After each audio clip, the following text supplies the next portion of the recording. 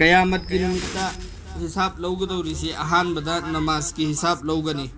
अदो नमाज सिदा कईगुम्बा मपुंग फाना लोइना सूना मपुंग फाबा हाइरिसि अइना मिरोन तारकपदगिना सीबा मतम फौबसे सिगिसिदा अइगोंदा लैरिबा तोलिबा नमाज सिंगसि लोइना अमा फौबा कजा लेरमदबदो अदुने मपुंग फाबा हाइरिसि अदो कजा खरा खजिक नमाज सोलहौदबा खरा हाइबदि वातहौरेने अदो इब्तारगदी नफल नमाज सिंगसी नफल नमाज सोनख्रि सिंगसिना मेंखतहनगनेबा अदुदा सुवात पतारगदी अवात प लैरमेना दोजक्ता लंगथरगनी सिनि हारसि अदुना नफल नमाज सि यारिबम खोइ तुंजल हौगदमी सिनि अदुना अखोइगी नमाज मतम लैरिसिंगसिदा सुना सुना सोनबा अमदी मतम मतम की ओइबा नमाज सोनिंगाई की लैरिदना इशराक की चास की अवाबिल की तहजुद की सिगी नमाज सिंगसि सोनबा अदु सिगी नमाज सिंगसि सोनबगी कानबा अल्लाह न दुनिया द सुपीगनी अमदी अदुगी सवाब मागी फंगफम थोकपसु मपुंग फान लोइना फंगनी अदुगी साथ हाइरिबा नमाज सिंगसिना करिगुम्बा आइगी फरज नमाज दा अवात प लैरम बतारे अदु मेंखतनिंगाई की सुकानगने पोते अमखक्तो ओइगनेबा कानबदी मयाम अमा अदुदगी फंगनेबा चार्ज की नमाज सोनबा इशराक की नमाज सोनबगी मतांगदा लाइबा मागी सवाब सिंगदो अदु लोइना फंगफम थोकपा सिंगदो फंगनी अमदी अदुगी नमाज पुखक सोनबगी तोंगानना अल्लाह की सवाब फंगफम थोकपसु फंगनी अदुदगी करिगुम्बा फरज नमाज द वालमे अदु मेंखतनिंगाई की पोसु ओइगनेबा अदुदु दुनियार कोइ नफल नमाज यामना सोनबा अदगी रोजा दसु रोजा की अहान नमाज की हिसाब लौरनी अदुगी मतुंग रोजा की हिसाब ने लौगदौरिसे रोजा सिंग असाई नहनसु अइना हाइदना बंदा की हक अल्लाह की अमदी बंदा की हक सिगी हिसाब लौरपु मतमददी अल्लाह की हुकम सिंग सिगी ने भी हिसाब लौगदौरिसे अदुगी अतोपददी मोमिन मसेन मखोय मसेन की मरक्ता लैनखिबा हिसाब सिंदु हान लोइना लौना हनगने हना हाइथेदना ममांगदा अहानबदा अदु हाना लौना हनखदमे मागा दुनियादा लैनखिबा साउनखिबा हाइनखिबा ngangnखिबदे हेंजनखिबा पुनखिबा लौनखिबदे हेंजनखिबा खुदिंगमक्तो लोइना लौना हल्लबा मतुंगदा अनि सुबा तरंदा अल्लाह की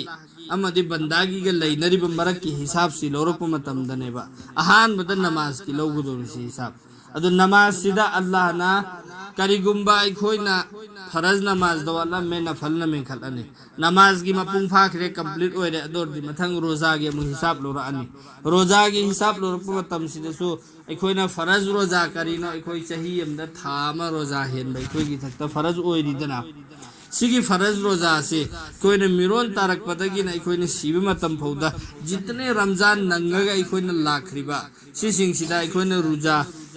हेल हौदब सिंग वात हौब सिंगी कजा सिंग दो हौदब तारगदी अदुगी अवात पदुगी हयेंग लाइन मनाक्ता फारु रने बमका अदुदा अल्लाह ना नुंसीबिबा अमना करिनो हाय मतमदा फरज रोजा सिंह द वालम में अदोर दी नफल रोजा सिंह लैब्रे एंगने नफल रोजा इदी रमजान नतबदा अतोप मतमदा रोजा हेन की सिंह दो अदु सिंह दुना मेंजल्लगा मपुंग फाब्राय नमु एंगने बा अदुदा सुफा दप्तारे अदोर दी लंगथरनी जहन्नम द सिनि हारिसि ने नफल रोजा सिसु मतम नाइना मरक मरकता दुम हेन निंगाई की होत नगदमेबा रुजा हेन बसे हक्चांग सु नुंगाइबनी यामना सुवादमी दु मरक मरकता रुजा सि हेलगा अदगी अमका नुपागी दी मपुंग फाना थासे म रुजा हेलिमेबा अदु नुपीगी दी मपुंग फाना थासे म हेन बनतेबा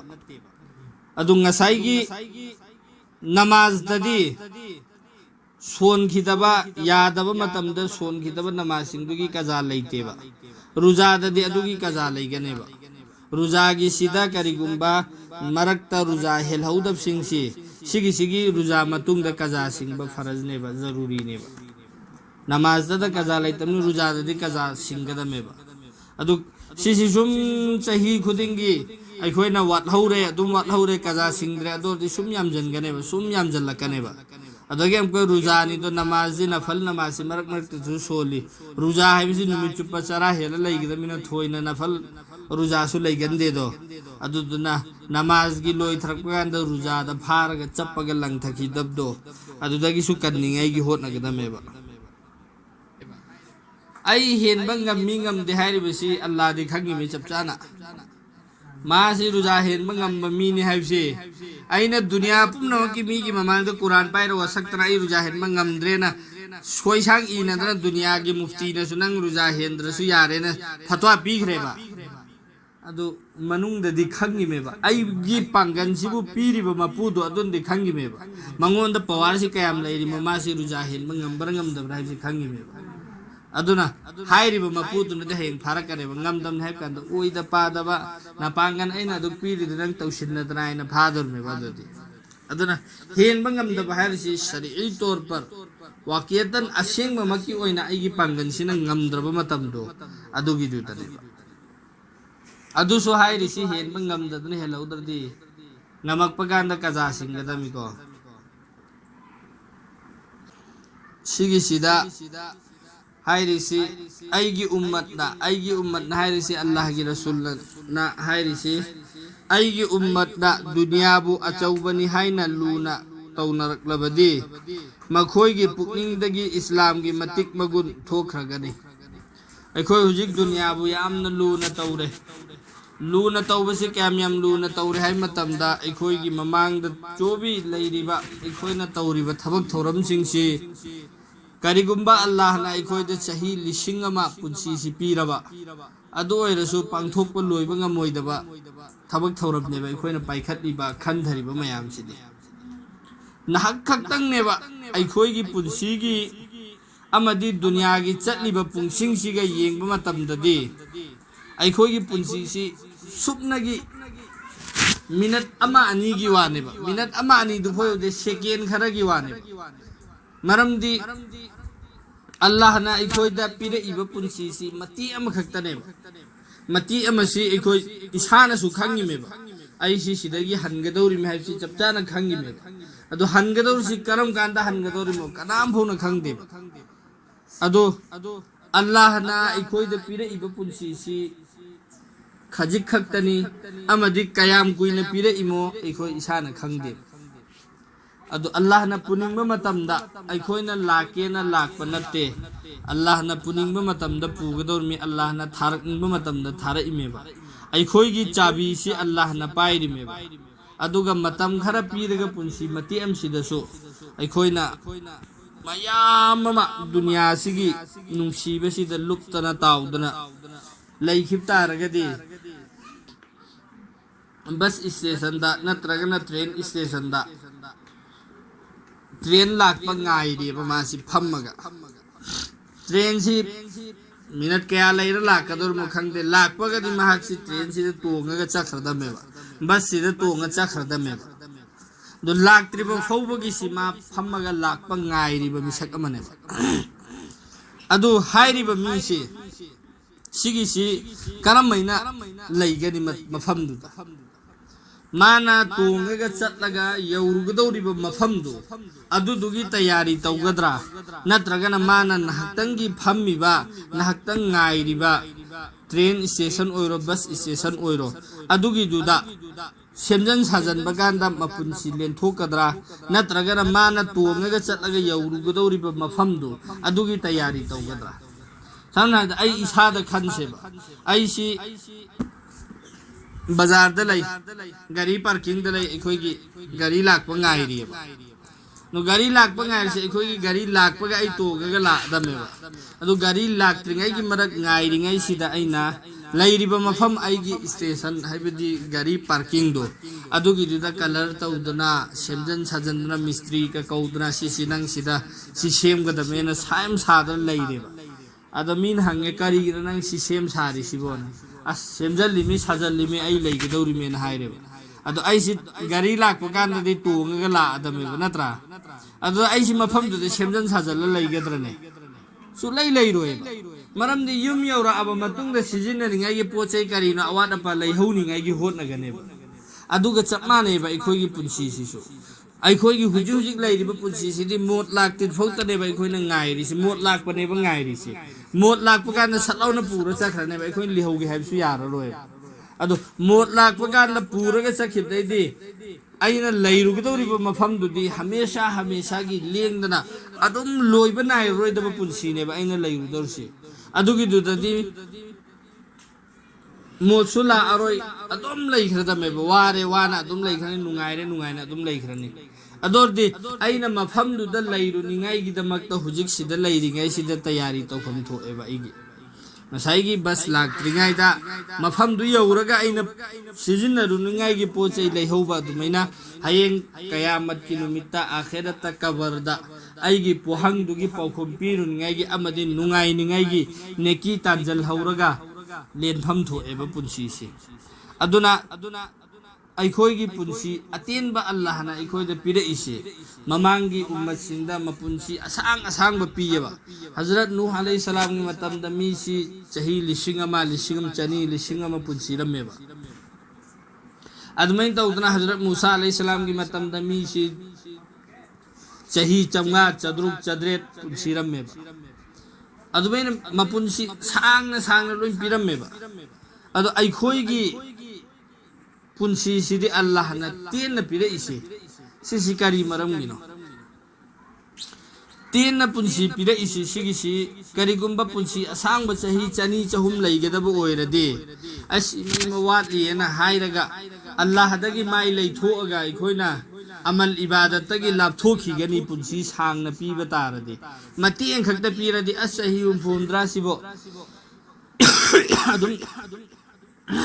दुनियागिसी लैनिंगाई सेमजन साजंद्रसु जैसा अफंग लैजनखरगा अल्लाह के मनाक्ता चटकदब कुइद्रबसिबोना खल्लगा अमल इबादत यामना तौनिंगाई गिनेबा अल्लाह ने खोइद पुंसी तेन पीरिसिदि अदो अखोइना सिगी ओन तैनम नेबा सिजनरिसि इस पुंसी मति अमतनी खरा यामना तौहौद्रदेना हान तेना तौ असांग सिंगना थबु खजि खजि सुरम बदु हुजिक्ति मयाम सुरेबा अदो कानाबदि करिमता अदुगी लैबा नतेबा आइगी लैबक्ता अल्लाह न तमखिबदु अदुगी रिस्क अदु खक्ता फंगनी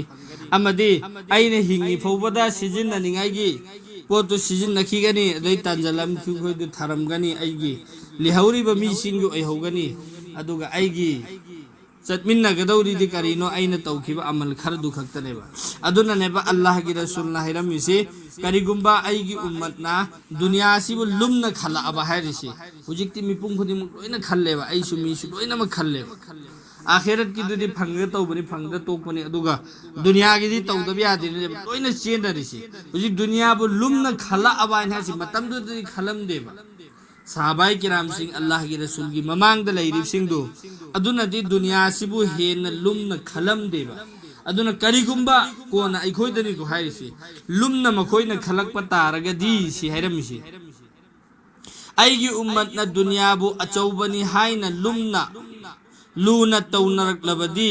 मखोइगी पुकनिंगदगी इस्लाम की मतिक मगुन थोखरगनि इस्लाम की मतिक मगुन हुजि अखोइ पुकनिंगदि लोइनमक्तै थोखरबे इस्लाम की मतिक मगुन लैरक्तबदैनेबा ngasi अखोइना इस्लाम दा फॉलो तौरगा हुजिक नुपीदा हाइरसु निकाब उपगा पर्दा की साता सोरोक्ता चटपदा इकाइरे बाजार थोकपदा इकाइरे करिगिनो सि ngसाइगी आइगी थमोइदा मपुंग भाबा ईमान दु लैरक्तबदैनेबा नुपादसु मकोई खाअगा ऑफिस चटपा इकाइरे तुबी उपग ऑफिस का इकाइरे बाजार चटपा इकाइरे मिरक तिनबा इकाइरे नुपीदसु पर्दा तौबा इकाइरे से पुनम से हाइबदि इस्लाम दा जो अल्लाह अमदि अल्लाह की रसूल सल्लल्लाहु अलैहि वसल्लम ना अखोइदा पिरम्मिबा दीन फजखरबा दीन सी सिगिसिदा अखोइना चटपा कांदा हुजि अखोइ इकाइरे इसे करी मरमगिनो अखोइदा इस्लाम की मतिक मगुंदु लैरक्तबदैनेबा इकाइरे इसे अमदि करिगुब्बा अफबा थबुक की हुकम तौबा फत्तबा थबुक तगी थिंगबा सिगी पोसिसु अल्लाह की रसूल की बरकत तगी सदके तुफेलदगी उम्मत अखोइदा सिन्नरममि कैगुम्बा सिगी सि थादोखिबतारे अदोरदि वही की बरकत सुला अरोइसिने हरसि अदगी अखोइ मसेन कैगुम्बा अमगा खतना चैनरअबा नुंसिनना लैरक्त्रबा अदोइबतारगदि अल्लाहना अखोइगी मथक्ता नुंसि मित्येंग येंगमबदुसु येंगा अरोइसिन हुजिक की मतम सिदा चटलिबा जमाना सिदा हाइरिबा पोलमसिंगी असोइबसिंगसि लोइनमक अखोइदा लैयब अखोइ मसेन अमगा खतनरी चैनरी ꯑꯗꯨꯅꯅꯦꯕ ꯉꯁꯤ ꯑꯜꯂꯥꯍꯒꯤ ꯅꯨꯡꯁꯤ ꯃꯤꯠꯌꯦꯡ ꯑꯩꯈꯣꯏꯒꯤ ꯏꯊꯛꯇ ꯂꯥꯛꯇ꯭ꯔꯤꯁꯤꯁꯨ